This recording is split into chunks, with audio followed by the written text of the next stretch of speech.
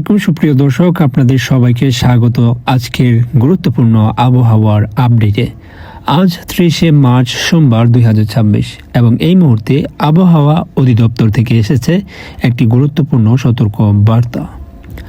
আজ রাত থেকে দেশের একাধিক জেলায় দিয়ে আসতে পারে তীব্র কালবৈশাখী ঝড়, বজ্রপাত এবং বিক্ষিপ্ত থেকে ভারী বৃষ্টিপাত। তাই ভিডিওটি শেষ পর্যন্ত দেখুন, কারণ আজকের এই রিপোর্টে আমরা জানব আগামী 24 থেকে 48 ঘন্টায় কোন কোন জেলায় বৃষ্টি হবে, কোথায় ঝড়ের তীব্রতা বেশি থাকবে এবং কখন পরিস্থিতি স্বাভাবিক হতে পারে। এই মুহূর্তে দেশের অধিকাংশ জেলার আবহাওয়া অনেকটাই পরিষ্কার রয়েছে। আকাশে রোদ দেখা যাচ্ছে এবং তাপমাত্রাও কিছুটা বেশি অনুভূত হচ্ছে। তবে এই শান্ত আবহাওয়ার আড়ালেই তৈরি হচ্ছে বড় পরিবর্তনের ইঙ্গিত। আবহাওয়া বিশ্লেষণে বলছে, আজ বিকেল বা সন্ধ্যার মধ্যে দেশের আকাশে প্রবেশ করতে পারে গভীর সঞ্চালনশীল বৃষ্টিবাহী মেঘমালা, যার প্রভাবে দেশের প্রায় সব বিভাগেই বৃষ্টি ও ঝড়ের সম্ভাবনা তৈরি হতে পারে। স্যাটেলাইট চিত্র অনুযায়ী দেখা যাচ্ছে আজ বিকেল 4টা থেকে 5টার মধ্যে দেশের দক্ষিণ ও দক্ষিণ পূর্বাঞ্চলে শুরু হতে পারে বৃষ্টিপাত। বিশেষ করে বরিশাল বিভাগের ভোলা, বুরহানুদ্দিন, লালমোহন, চরফেশন, মির্জাগঞ্জ, পাথরঘাটা, কলাপাড়া এই অঞ্চলগুলোতে হালকা থেকে মাঝারি বৃষ্টিপাত হতে পারে। একই সাথে বাগেরহাট, মংলা, টুঙ্গিপাড়া এলাকাতেও বজ্রসহ বৃষ্টির সম্ভাবনা রয়েছে। চট্টগ্রাম ও পার্বত্য অঞ্চলে খাগড়াছড়ি, রাঙামাটি, ফটিকছড়ি, মানিকছড়ি, লংদু, কুতুবদিয়া, মহেশখালী এই এলাকাগুলোতে বজ্রসহ বৃষ্টিপাত শুরু হতে পারে বিকেল থেকে। কিছু জায়গায় দমকা হাওয়াও বইতে পারে। রাত বাড়ার সাথে সাথে এই বৃষ্টি ছড়িয়ে পড়তে পারে দেশের আরো বড় অংশে। এটি খুলনা বিভাগ, যশোর, সাতক্ষীরা, বাগেরহাট, ঝিনাইদহ, মাগুরা, নারায়ণ, কুষ্টিয়া, চুয়াডাঙ্গা, মেহেরপুর এই জেলাগুলোতে হালকা থেকে মাঝারি বৃষ্টিপাত হতে পারে।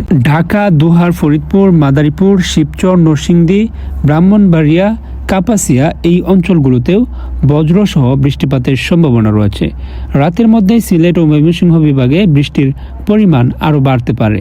সিলেট, সুনামগঞ্জ, হবিগঞ্জ, মৌলভীবাজার এবং ময়মনসিংহ, জামালপুর, শেরপুর, নেত্রকোনা এই জেলাগুলোতে বজ্রসহ মাঝারি ধরনের বৃষ্টিপাত হতে পারে।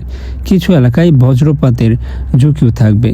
আগামীকাল মঙ্গলবার সকালে সিলেট বিভাগের বেশ কিছু এলাকায় বৃষ্টি অব্যাহত থাকতে পারে।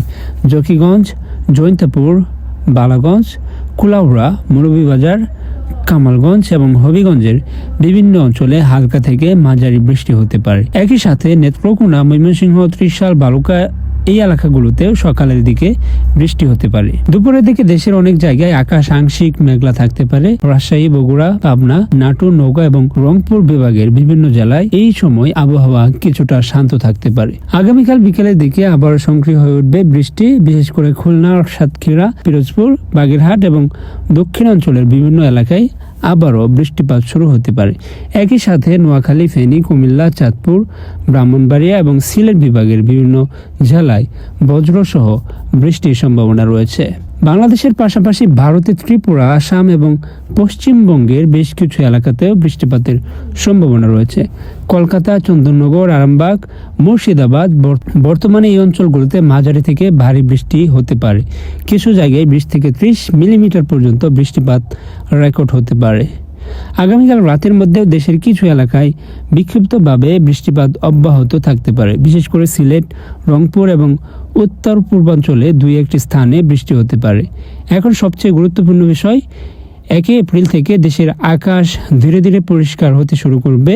1 এপ্রিল থেকে দেশের আকাশ ধীরে ধীরে পরিষ্কার হতে শুরু করতে পারে, বৃষ্টি কমে যেতে পারে এবং আবহাওয়া আবার গরম হতে শুরু করতে পারে। এরপর দেশ জুড়ে শুরু হতে পারে তীব্র তাপপ্রবাহ, যা টানা 4 থেকে 5 দিন পর্যন্ত চলতে পারে। আবহাওয়া পূর্বাভাস বলছে আগামী 7 থেকে 8 এপ্রিলের মধ্যে আবারও আকাশ মেঘলা হয়ে যেতে পারে এবং তখন আবারও নতুন করে বৃষ্টিপাতের সম্ভাবনা তৈরি হতে পারে।